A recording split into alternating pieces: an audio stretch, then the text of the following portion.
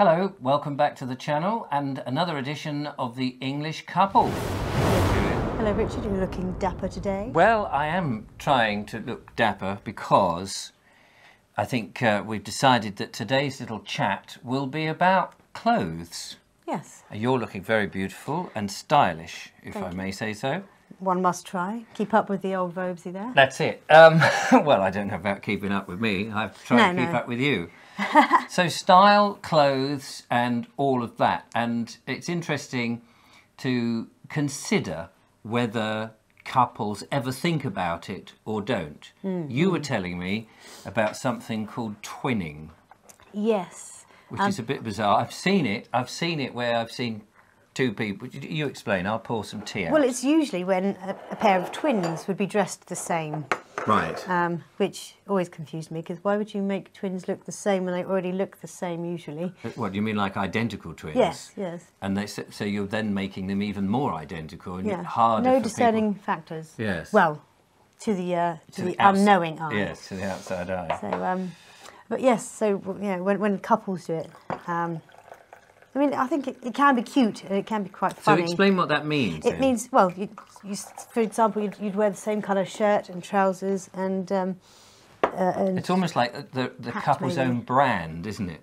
A little As bit, if yeah. they've got their own, these are our clothes, and like- so the wife and the husband wear, the same, if it's tartan, they wear the same tartan, or if it's a stripy top, they've both got stripy tops on. And I've seen couples doing that when they're out walking. Yeah. In T-shirts that look identical, and you think, oh, that's a bit odd. Now, if that's you, that's not a No, criticism. we don't mean it, to offend. But it is just a bit strange. But then people could say that we're a bit strange, which can't argue with, can we? But the twinning thing, sometimes it happens by accident. You know, Right. I mean, you can be so connected with someone. Like a best friend or something. Yes. And, So you you mean meet you've up with both them and you're gone like, You've both bought the same T-shirt, or you've both bought the same jeans, and the same bag, and the same socks, and the same type of shoes, and you've got the same hats. they don't even have to be identical, just the same kind of, Yes. almost to the same shade, the same style sort But of when thing, you see but, people yeah. who are almost identical, and they're clearly a couple, and they've gone in and they've deliberately bought the same stuff. Now, whether that's because they just found a job lot, and they just so happened on that day are wearing the same thing, I don't know. But anyway, so that's one thing. I just thought I'd get that out the way. Yes, I think on camera we have a style that we've spent a little bit of time working on. I only recently switched to cravats and waistcoats. I just thought it was very smart, very English. Because before that you were wearing the tank tops, which you still do wear. Yes, 1940s sort of The tank woolen top knitted style. tank tops. Thanks to Mary Hammond, by the way, and cheers to you if you're watching. Yeah, and those lovely jumpers, the Yes. traditional knitted jumpers, also by Mary Hammond. Yeah, and I love that, and I may well, and I have been wearing those sort of behind the scenes, but I feel now a little bit more conscious about how I present myself to the world through YouTube and the internet. Well, like you mentioned, it is a brand of sorts, isn't Yes. it? It's your appearance is how people usually will take the first impression of you. Exactly. And So- the thing is, I remember taking a stroll down into the town some years ago now, but after the original Bald Explorers went out, when I used to wear my Harris tweed jacket and all of that, and some nice jeans. And I'd been just slumming about in the house, either doing some painting or, something. And I was just in work clothes, and I strolled down into the town to get something. And somebody pulled their car up and went, "Hey, it's you. You're the Bald Explorer." And I felt absolutely embarrassed that I wasn't wearing the outfit, if you like, because that's how people had seen me. And there I was. And it made me think of these terrible photographs of stars when they're just going to the corner shop or something to buy something, and the press have taken pictures of them wearing the most unflattering clothes because they don't want to draw attention to themselves. But that's the picture they put in the paper. yeah, it's cruel, isn't it? So Rather now I cruel. do try to live in the clothes that I originally thought would look good on camera. Now I've just embraced it as part of my life. Well, it makes you feel different, doesn't it? Absolutely. Not only does it give other people a first impression, Yes. or a more pinpointed first impression, but it also changes how one can feel and about oneself. You know, you look in the mirror and you go, I look good. Yeah, Yes, I like that. I look smart, you know, especially I think if you're getting on in age, your youth might not be on your side anymore, or potentially... Well, that's how it might feel. Yes, it might, I guess so. And so you want to be able to do everything you can to elevate how you feel about yourself and go, yeah, no, okay, I may be getting into maturity physically, may not be mentally, but when you look at yourself or other people, they can take you seriously. And of course, dress and how you appear is very much influenced, as you said, how people take you. So if you're going to an interview for a job, for example, That's right, yeah. or you're meeting somebody new for the first time, how you present yourself is so important. And I wonder how many people, especially our younger generation coming forward, really understand and appreciate that. But clothes in couples, so buying stuff, you know, there's so many different ways that you can buy clothes these days. Yes. And of course, lots of shops have closed down now, and the range is very much online. Absolutely. So, and there's so many pitfalls with that, Right. as well as booms, you know, Yes. booms and banes. For example, you might order from a seemingly, you know, reputable online shop. yeah, I've got to stop doing that. yeah, An online shop, and you know, you could get a fairly, you know, an all right product, but it's not quite what you were expecting, and it's taken twice as long, or 3-4 times as long as you were Expecting had it. thought. Yeah. So yeah, so the issues about buying online is it always looks good on the model, Absolutely. looks stunning on the model. You've got to get, and various places sizes differ, so that can be an issue. But you can't feel the material in real life and look at it, and because you know, if you were looking at a jacket, you go, actually, that's quite nice. Obviously, you can't try it on, and you're only going by the photos. And then when you get it, it might be good, or it might not be as good, and the material isn't quite as nice, or the cut, or the finish. Yeah, and it just doesn't sit quite as it should, or at Yes. least as it looks like it should from the photos and the model and things like that. Which, of course, in a shop you can immediately just say, "Oh no, that's not for me," Yeah, and put exactly. it back. It's easier in that way, but But yeah. I wonder if people buy stuff. My dad was like this when he used to buy stuff from a magazine called Chums, which seemed to me to be aimed at old people. And he would get these brochures and he would sit there and cross off the things he would order. And then he would order. They would come and they would be a size too big, or they didn't feel right, or he didn't like them. And he never returned them.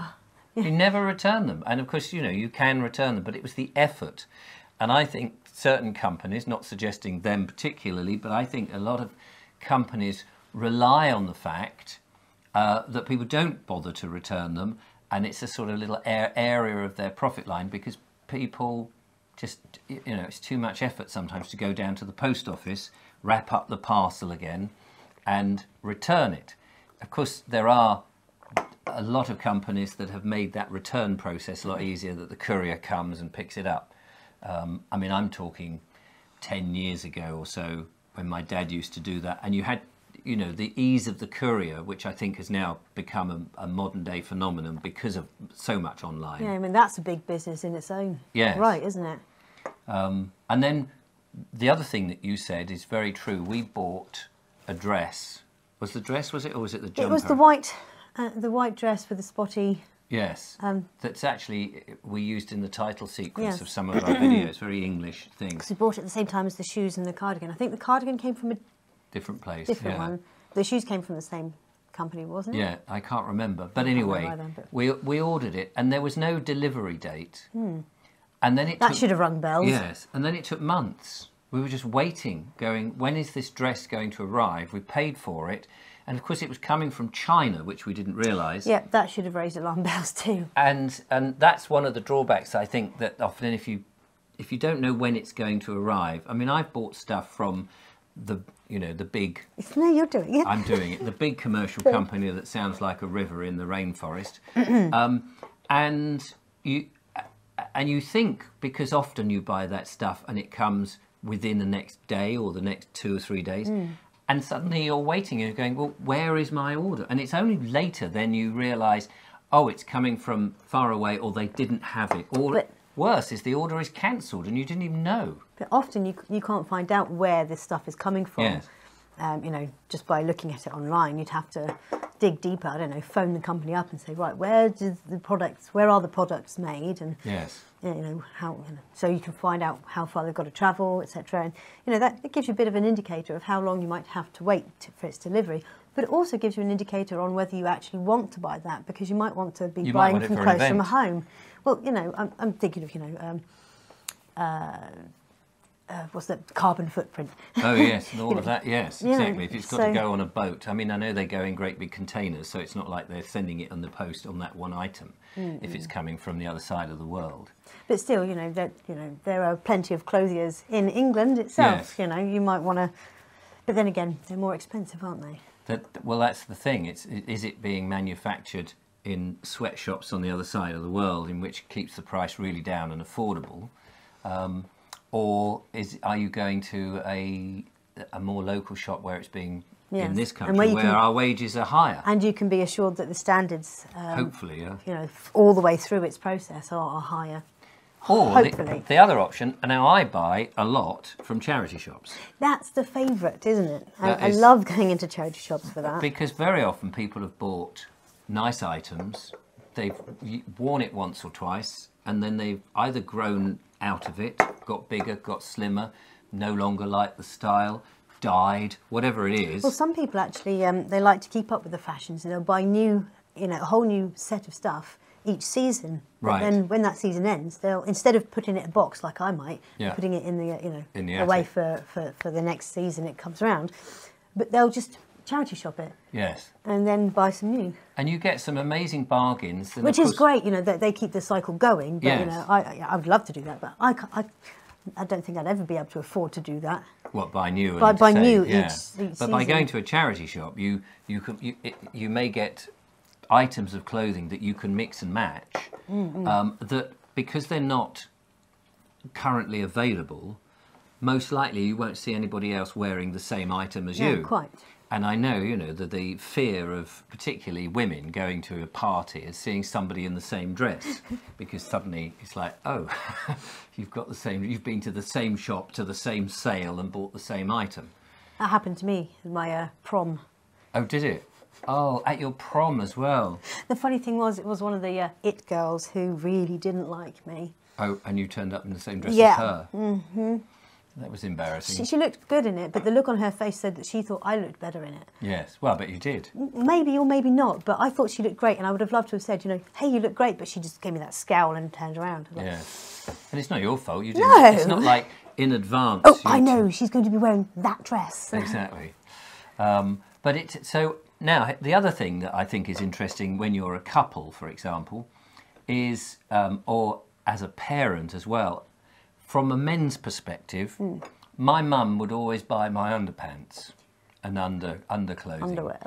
And even when I was married, my partner would go, "You can't keep wearing those old things." These threadbare things, check them out. Yes, she would say, "Look, I've got you these," or at Christmas or at birthdays, you know, as an auxiliary present, as an extra present.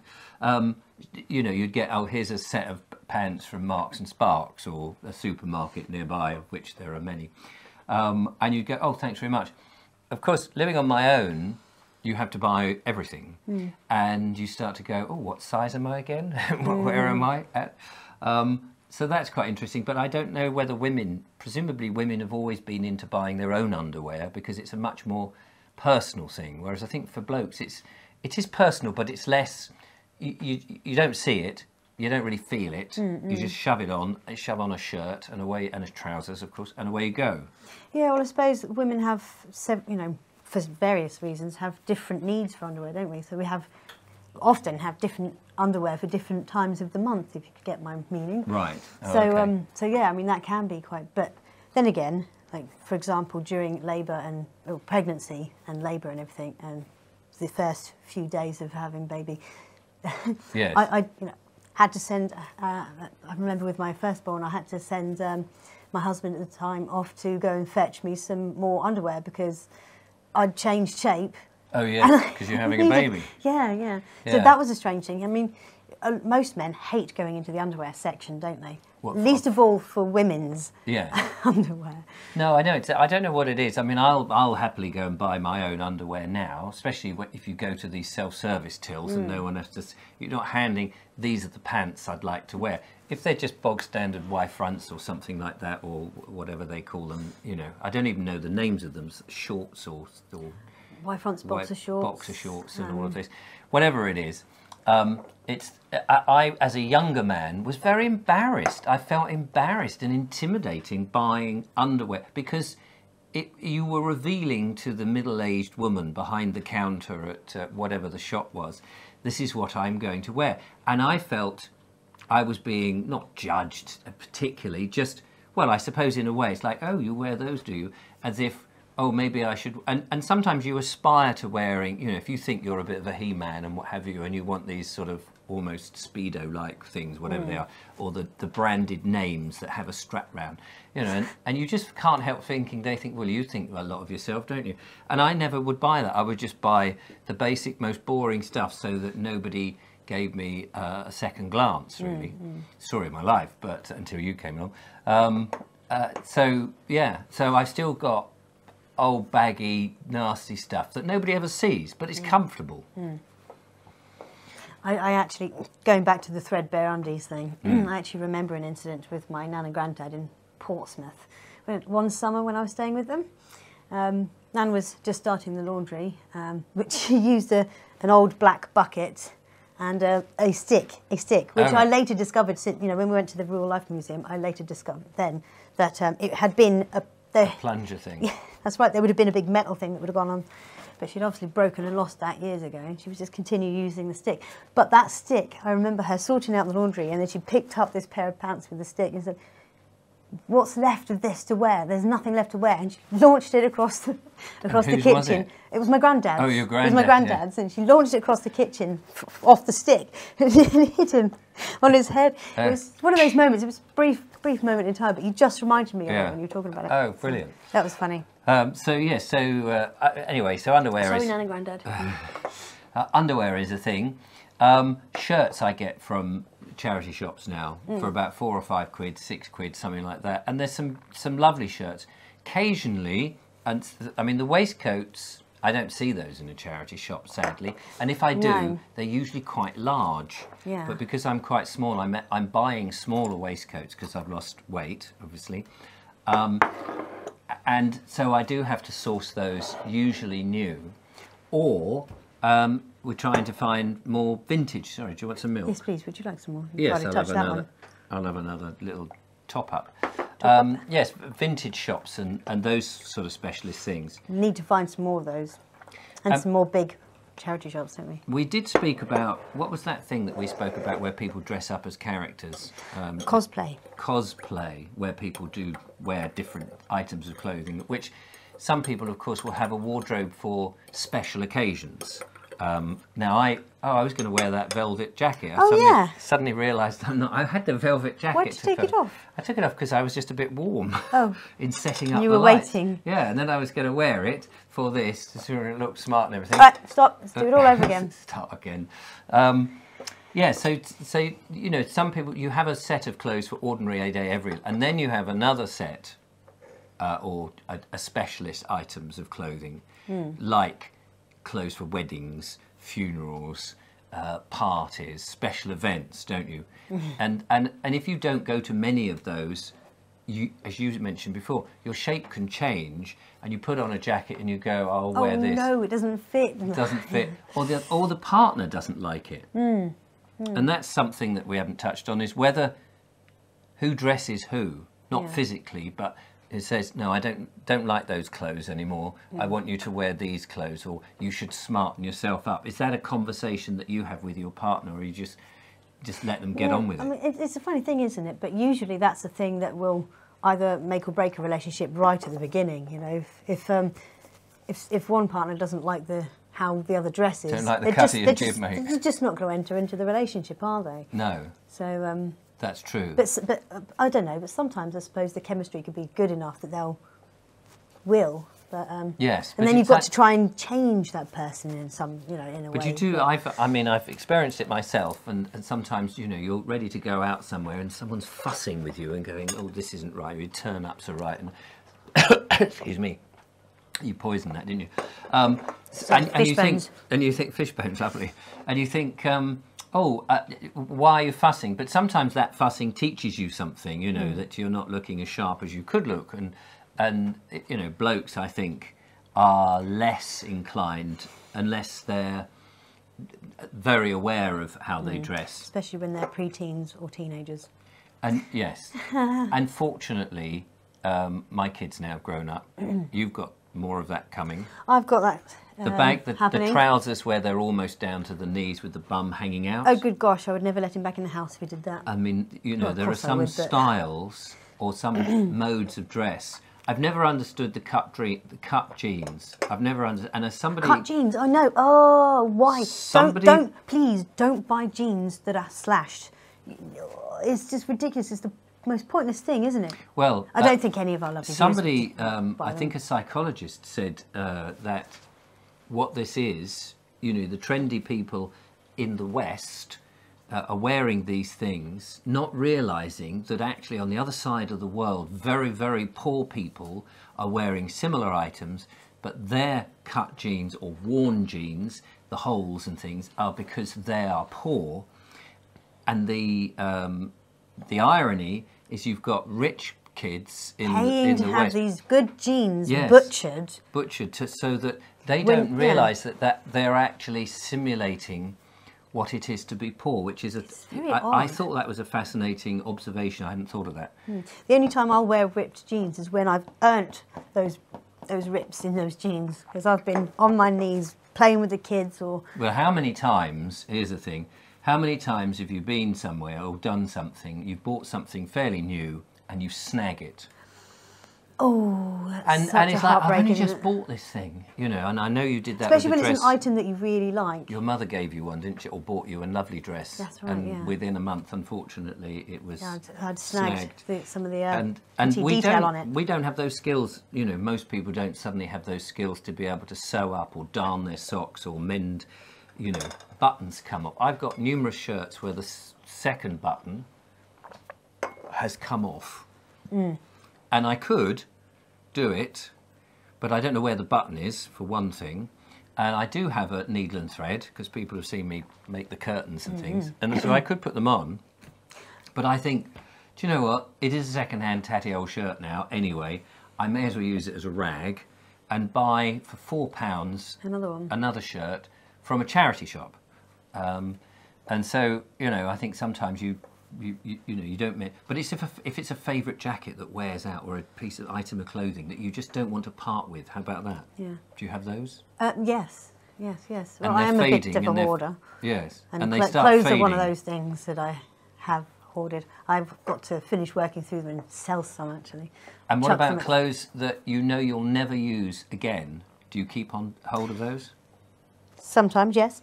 I mean, I still have the costume that I wore when I did Snug and Cosy. It's in a terrible state. And to be honest, I've had a couple of them. I threw one away, and I think I'm going to end up throwing the others away. People have said, no, it's a museum piece. It's not. It's because it's the PVC. It's so decomposed that it's now... It's decayed, yeah. But I'm sure people do hang on to stuff. The hardest thing to let go of is just certain pieces from your children. Well, for me, certain pieces from when they were babies, that they'll never wear again. I'm not going to have another baby, so. Yes. But I can't bear to pass it on for another baby. No. Yeah. I mean, I can put them on a teddy bear. Oh right, yeah. I suppose that's true. It's a good idea if you've got a teddy bear. I remember my dad used to. This is the other thing. Parents who buy you clothes, who are out of touch with what you wear. It's different if you've got a great relationship and you've gone, oh, I'd love that dress, or what about this, in a brochure. That's one thing. But my dad would buy me stuff at birthdays and presents. The sizes would be wrong. The style would be dreadful. And you didn't have the heart to say, Dad, this is rubbish, I need to send it back. And then you felt obliged that when you'd go round, you'd wear this item just to appease them, which is fine, but the rest of the time it's at the bottom of the drawer, out the way, nobody can see it, and you wouldn't want anyone to catch you, you know, even filling the car up with petrol, you wouldn't want to be seen in these particular items. And that's a thing as well. You mentioned brochures. Yes.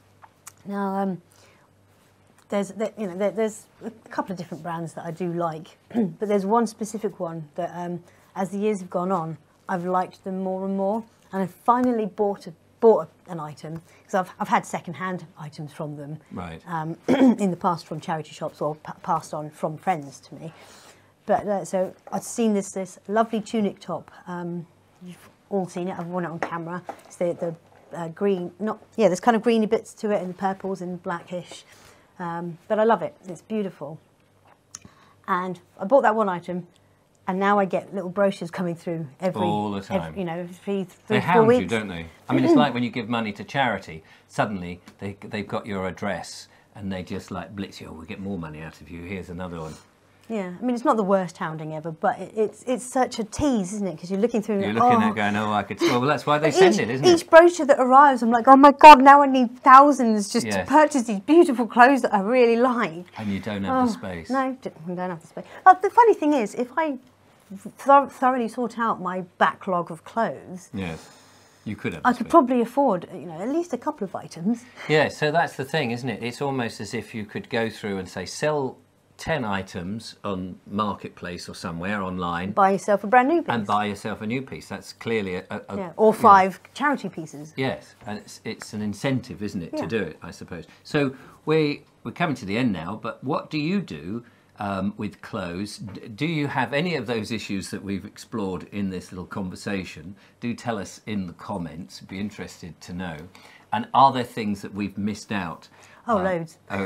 In the trials and tribulations of dressing yourself for yourself or for the... And for the world and for your partner. Yes, exactly. Because let's face it, I never used to wear so many dresses until I met you. Well, I did say to you, you bought a dress once because you were going to a wedding, and we were just friends then.